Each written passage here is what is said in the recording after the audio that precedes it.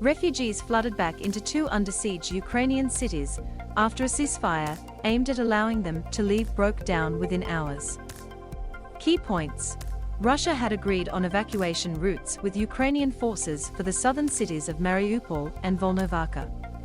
Russia had agreed on evacuation routes with Ukrainian forces for the southern cities of Mariupol and Volnovakha Ukraine, says the Russian side has failed to hold to the ceasefire and has continued firing. Ukraine says the Russian side has failed to hold to the ceasefire and has continued firing. The Mariupol Mayor has stopped evacuations for the time being. Local authorities blamed Russian forces for breaking the truce aimed at setting up evacuation routes out of Mariupol, a strategic port in the southeast, and the eastern city of Volnovakha. Some 200,000 civilians had been expected to start leaving Mariupol and 15,000 from Volnovakha on Saturday. Instead, footage posted to social media showed devastation and ruin as civilians fled or took cover. "I'm right now in Mariupol. I'm on the street. I can hear shelling every 3 to 5 minutes, one resident told the BBC, adding that the evacuation corridor was not working. "I can see cars of people who tried to flee and they are coming back. It is chaos." Ukrainians crowd under a destroyed bridge as they try to flee by crossing the Irpin River in the outskirts of Kiev, Ukraine. Ukrainian soldiers helped them pass over a precarious path as they attempted to reach Kiev for evacuation. The city's mayor said thousands of children, women and the elderly came under fire as they arrived in the morning for evacuation. Images showed women screaming as flames rose from residential buildings, wounded soldiers being fitted with tourniquets, and doctors working by the light of their mobile phones.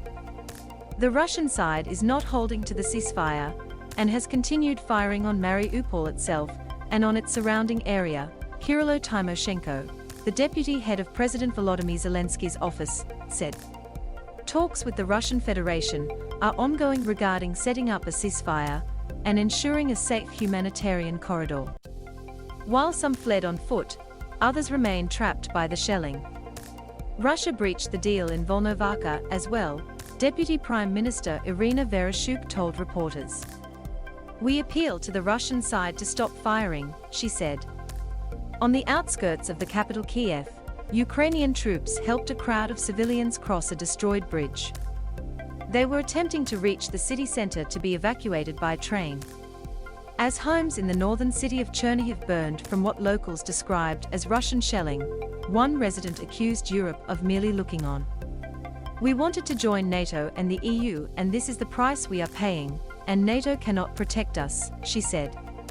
The southern port town of Mariupol has been under increased Russian shelling over the past few days. In the town of Borodyanka in Ukraine's Kiev region, Russian forces took control of a psychiatric hospital with 670 people inside, the regional governor Oleksiy Kuleba told local media on Saturday. "Today we do not understand how to evacuate these people, how to help them," Mr. Kuleba said. "They are running out of water and medicines. These are people with certain special needs. They need constant help. Many of them have been bedridden for years." Ukraine said Russian forces had focused efforts on encircling Kiev and Kharkiv. Shelling makes humanitarian corridor impossible. The International Committee of the Red Cross said it understood that evacuations of civilians from both Mariupol and Volnovakha would no longer take place. Moscow media outlet RIA Novosti carried a Russian Defense Ministry report that the firing came from inside both cities against Russian positions, a claim Ukraine's foreign ministry denied. A ceasefire planned to allow civilian evacuations from two besieged cities have been called off after reports of continued Russian shelling. The ongoing shelling makes it impossible to open humanitarian corridors for the safe evacuation of civilians and the delivery of medicines and food, a Ukraine Foreign Ministry statement said. Mr. Zelensky said Ukraine was doing everything on our part to make the agreement work. "This is one of the main tasks for today. Let's see if we can go further in the negotiation process." Russia and Ukraine are set to hold a third round of talks on Monday about ending hostilities. The talks were announced by Ukrainian negotiator David Arakhamia in a Facebook post on Saturday. Growing concern over Mariupol. Ukrainian soldiers and militia help fleeing families crossing the Irpin River on the outskirts of Kiev. Mariupol had been the scene of growing misery in recent days amid an assault that knocked out power and most phone service, and raised the prospect of food and water shortages for hundreds of thousands of people in freezing weather. Pharmacies are out of medicine, Doctors Without Borders said.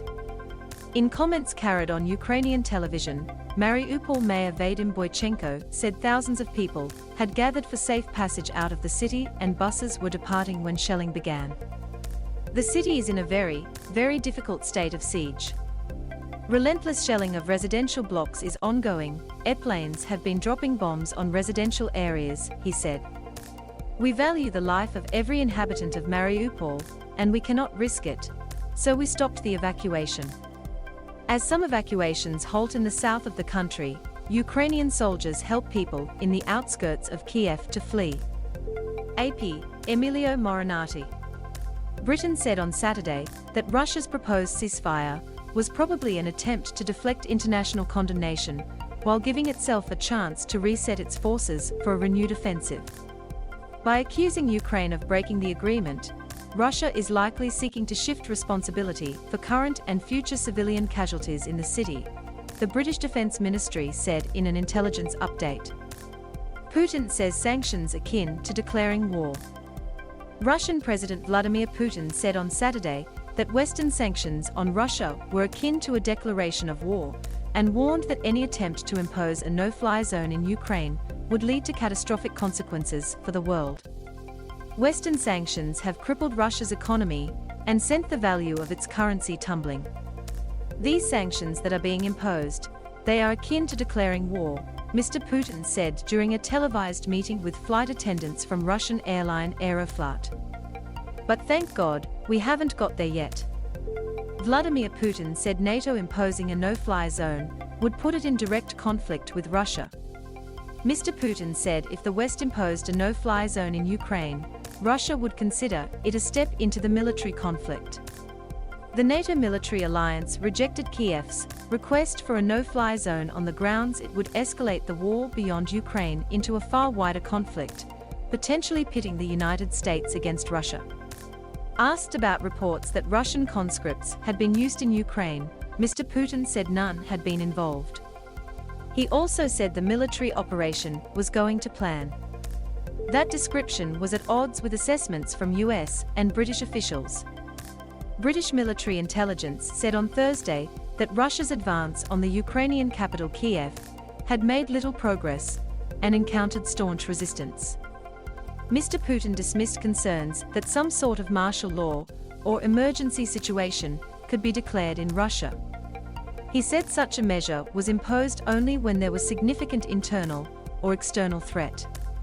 We don't plan to introduce any kind of special regime on Russian territory. There is currently no need, Mr. Putin said. NATO rules out no-fly zone over Ukraine. Diplomatic efforts continued as US Secretary of State Antony Blinken arrived in Poland to meet with the country's Prime Minister and Foreign Minister, a day after attending a NATO meeting in Brussels, in which the alliance pledged to step up support for Eastern Flank members. As Russian forces battered strategic locations, Mr. Zelensky lashed out at NATO for refusing to impose a no-fly zone over his country, warning that all the people who die from this day forward will also die because of you. Mr. Putin said Moscow would consider any third-party declaration of a no-fly zone over Ukraine as participation in the armed conflict. NATO has said enforcing a no-fly zone, which would bar all unauthorized aircraft from flying over Ukraine, could provoke widespread war in Europe with nuclear-armed Russia. Loading. Mr. Zelensky spoke with US senators on Saturday via video call and made a desperate plea for Eastern Europe to provide Russian-made aircraft to Ukraine, said the chamber's majority leader, Chuck Schumer. These planes are very much needed, and I will do all I can to help the administration to facilitate their transfer, Mr. Schumer said in a statement. U.S. Congress is considering a request for $13 billion in emergency funding